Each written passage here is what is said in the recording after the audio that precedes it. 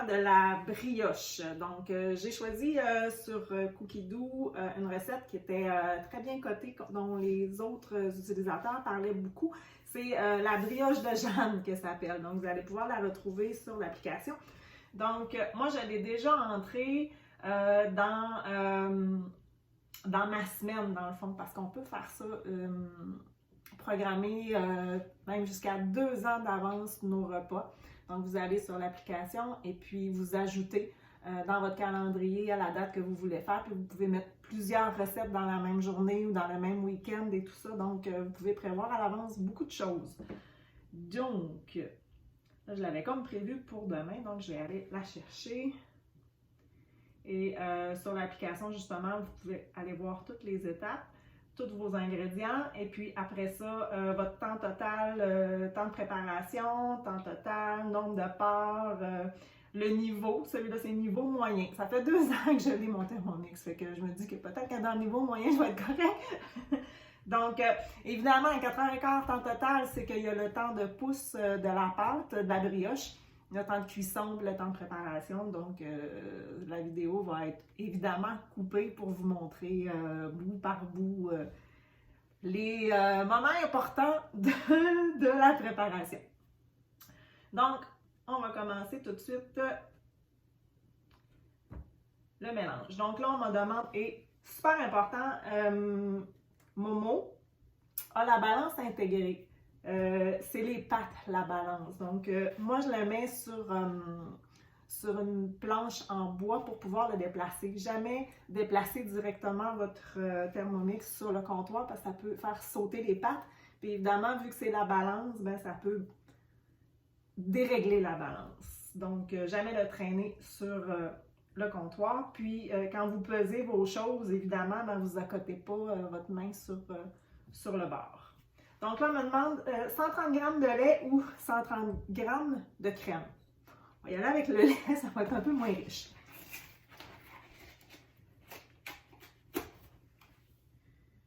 Donc, je verse précis au gramme près. Là, j'ai pas assez droit parce que je parlais, je n'étais pas attentive. Fait que on va en retirer un peu. On va voir ce qu'on est rendu. 118, 119.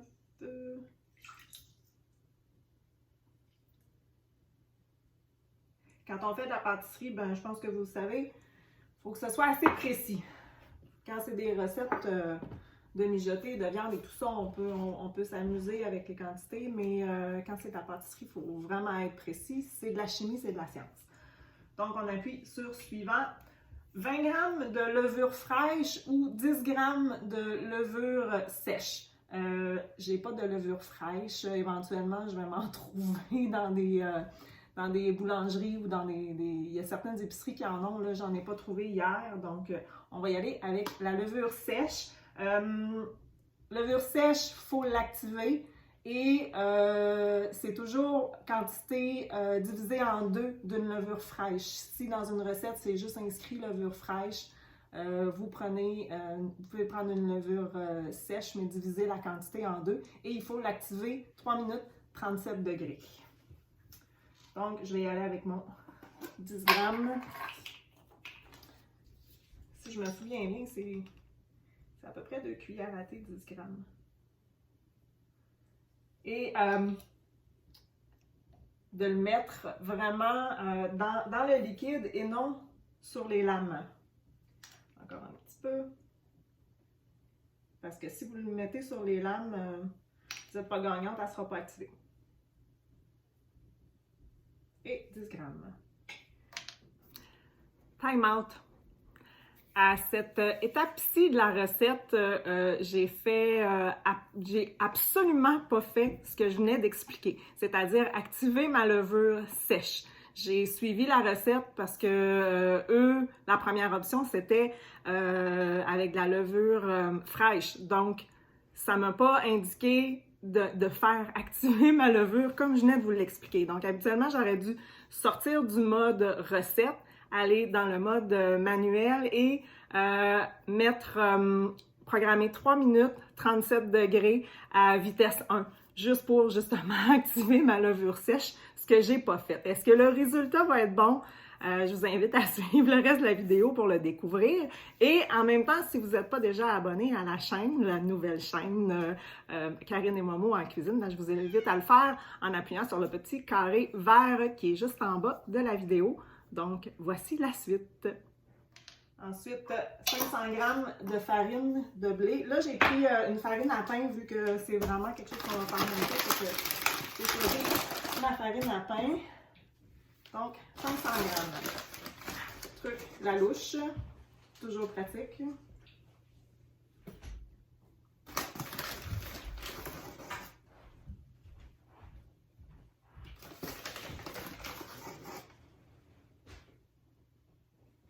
C'est quasiment 100 g la louche, c'est pas pire, hein?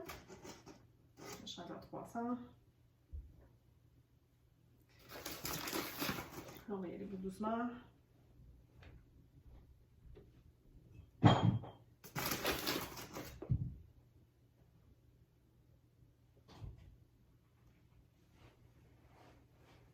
Et 500. Oh, 501. Et 4.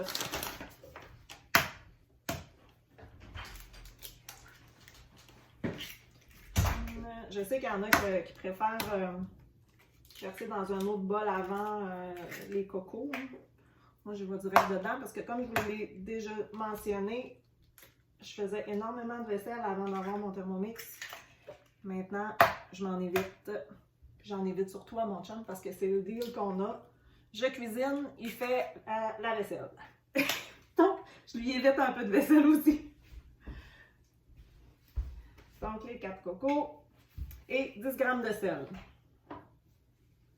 On remet la terre à 0.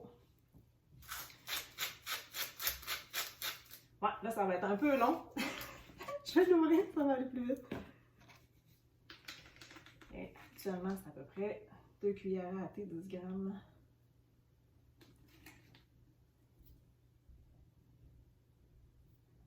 Et voilà, 2 cuillères à thé.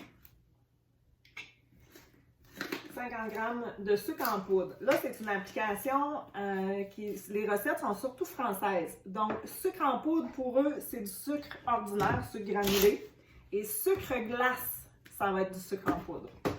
Donc, juste se rappeler de ça, là. Puis sinon, s'ils demandent vraiment du sucre glace et que vous avez du sucre granulé, vous pouvez faire votre sucre glace avec votre sucre régulier dans le Thermomix, vitesse 10, je pense que c'est 1 minute, puis vous avez du sucre en poudre. C'est vraiment génial. Oh, alors, on n'ira pas avec une grosse louche. Donc, 50 g.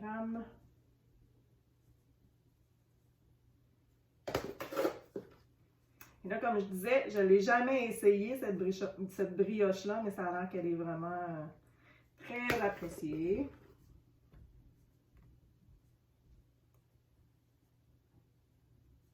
Et 50. On met le couvercle.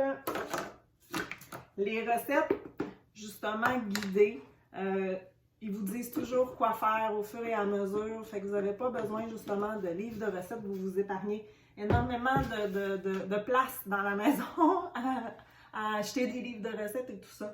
Il y a un abonnement. Quand vous achetez votre Thermomix, vous avez 7 mois gratuits de l'application Cookidoo, donc c'est vraiment le fun.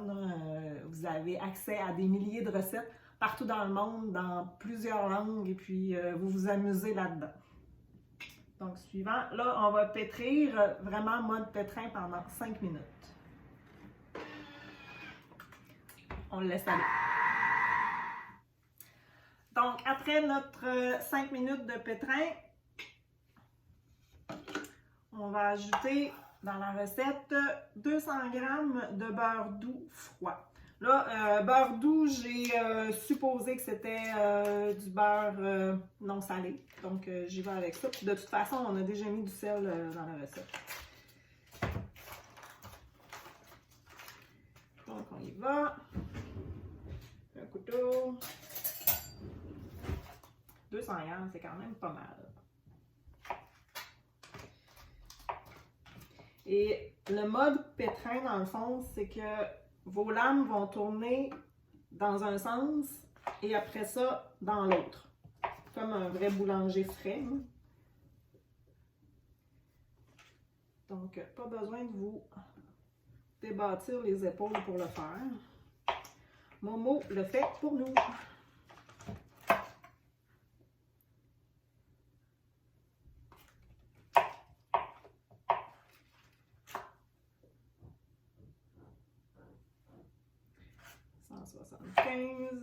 On manque à 25.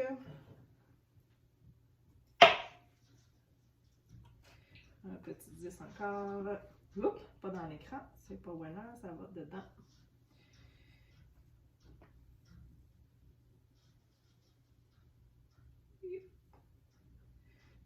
Un petit mini morceau. Voilà, 200. Donc, on remet le couvercle.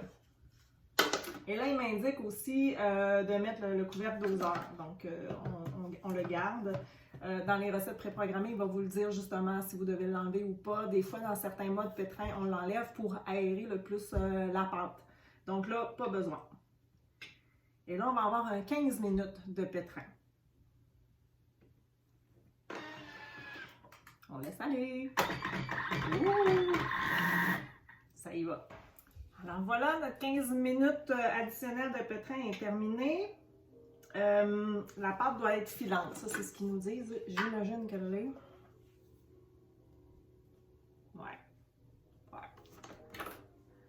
C'est une vraie pâte à brioche. Hein. Donc, traverser la pâte dans un bol fariné, évidemment. On fait ça.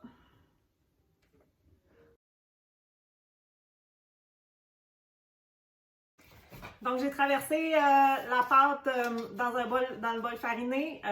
On couvre et on garde 1 heure au réfrigérateur. Là, ils disent couvrir avec un torchon et non avec un plastique. Donc, vous voyez, là, j'ai vidé le plus possible ma pâte. Puis là, je vais faire un mode pré-nettoyage qui est justement déjà indiqué. Pré-nettoyage. Et là, on va choisir... évidemment, le mode pétrin pour aller faire décoller. Donc, on fait ça. Puis, ensuite, bon, on laisse 1 heure. Donc, puis après ça, il y a un autre gros temps encore de repos. Je crois que c'est 2 heures ou 3 heures sur le comptoir à température pièce. Et après ça, on met ça dans un moule à manquer, en boulette. Je vais vous le montrer, je vais prendre en photo, là. Oh wow, c'est beau, on voit le cercle, la lumière. Je vais prendre en photo justement de quoi ça a l'air, là. Fait en petites boulettes dedans. Puis on fait cuire, je vais revenir avec les indications de cuisson dans la vidéo là, par écrit. Et puis, évidemment, on va y goûter éventuellement peut-être pour dessert ou demain matin ou... avec de la marmelade maison. Et puis, comme je vous dis, je vais évaluer, je vais vous dire qu'est-ce que j'en pense parce qu'elle était très populaire justement sur les groupes de Thermomix. Et moi, c'était ma première expérience de brioche et c'était la première expérience à mon Momo aussi. Fait que du pétrin, ça a forcé pas mal. Là, il m'a fait une petite indication de « Oh, là, je commence à avoir chaud ». Fait que le Thermomix, quand même, il y a une sécurité dessus. Si c'est pour faire surchauffer le moteur, il va arrêter. Donc, il n'y a pas de casse-tête là-dessus à vérifier. Il arrête tout seul si jamais il y a un problème. Donc, je vous reviens avec les résultats.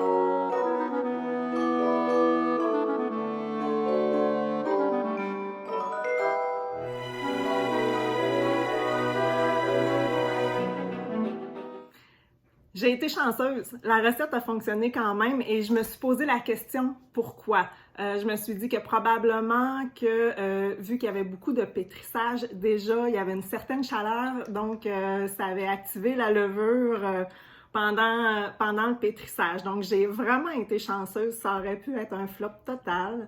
Peut-être qu'elle aurait pu être plus gonflée, je le sais pas. En tout cas, la prochaine fois que je vais la faire, c'est sûr que je vais penser à activer ma levure en sortant du mode recette pour aller sur le mode manuel ou sinon, ben, ce sera une levure fraîche. On verra, je vous en redonnerai des nouvelles la prochaine fois que je vais la réaliser. Donc voilà, merci d'avoir regardé la vidéo.